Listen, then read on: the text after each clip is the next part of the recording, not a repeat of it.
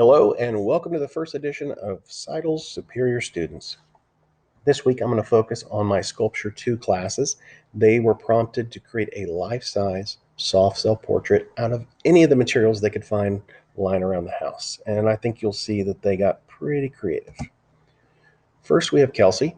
I imagine a lot of our students are relaxing at home but still having to be productive, so I thought this was a really good representation of what's happening right now.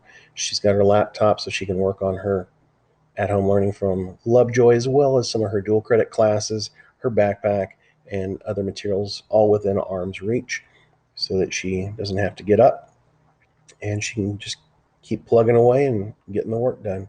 I was really impressed with all the effort that went into the Argyle wall in her room as well. It's beautiful. But I was just really pleased with how this sculpture turned out, and I thought it was very uh, reminiscent of what a lot of students are doing at this time in history. Next, we have Brinley. She is obviously relaxed with her legs crossed and just kind of chilling in her bedroom. And I zoomed in, and it looks like she's gaming on her phone, but I'm not cool enough to know what app she's playing. So, anyway, I liked the hair. The sweater is extra cool, and it's just a really fun piece. Next, we have Cassidy. She was the only person to use dogs for a head, which I thought was really creative.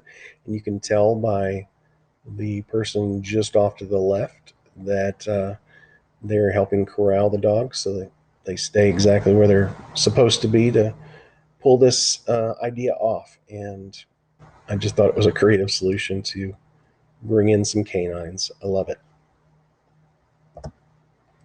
Renee's an old soul, so this is exactly how I pictured her at home right now with her sketchbook, the dedicated artist that she is, but also looking like she's retired with her blanket across her lap and enjoying some time outdoors.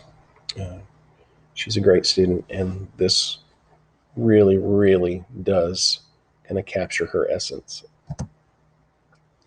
Gracie took a unique approach with packing tape, and she was able to capture a lot of details that weren't possible in some of the other media. You can even see fingers on the right hand picture pretty easily. And I have done this process personally, and I know how much effort it took. And it also enabled her to create a really dynamic composition that was difficult to do in a lot of other materials. So I really appreciate her going above and beyond. And thank you, Gracie. Trinity, she stirred up a memory that I had forgotten about. I actually had a plasma ball just like this. I think it was called Eye of the Storm. Probably got it from Spencer's or somewhere in the mall. But if you've never seen a plasma ball, I included the GIF or GIF, depending on how you say it. I think that's still up for debate in this presentation so that you can kind of picture it in real life. She's got the mask to protect herself in this pandemic and some toilet paper tubes that are used up, tied together for the arms, and some rubber gloves. So she really captured what's going on the outside world with her sculpture and the little teddy bear to comfort her during these trying times.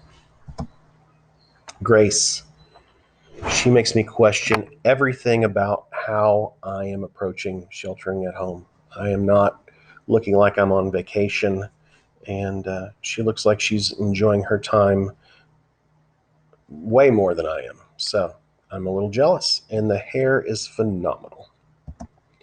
Next, we have Avery. She was able to recycle one of the heads that they used to cheer her on when she's helping our team capture state titles on our volleyball team.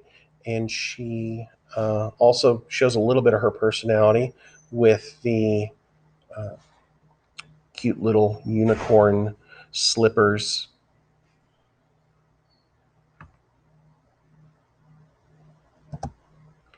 Next, we have Philip. He crushed it. He's probably going to be in the NFL, and he's training hard to keep up his fitness during the time at home. And the rubber boots are extra cool. So I really appreciate all the effort he put into this. And it was definitely a unique sculpture. Next, we have Elena. She really pushed it because she created a sculpture that wasn't reclining, and for her to be able to use soft material but still have it riding a bike with the pool noodles and all of the solutions she came up with were just genius. And so she did a phenomenal job as well.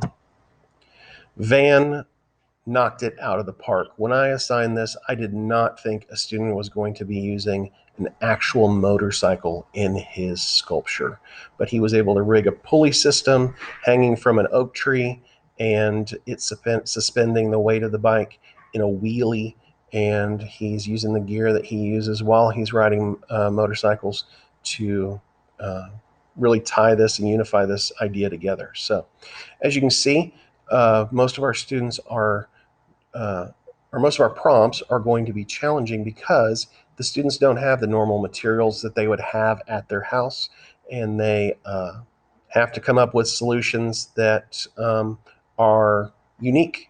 And so I really appreciate all the hard work that has gone into, and all the thought and problem solving that has gone into making my prompts successful. And I hope you enjoyed checking out some of what they've created.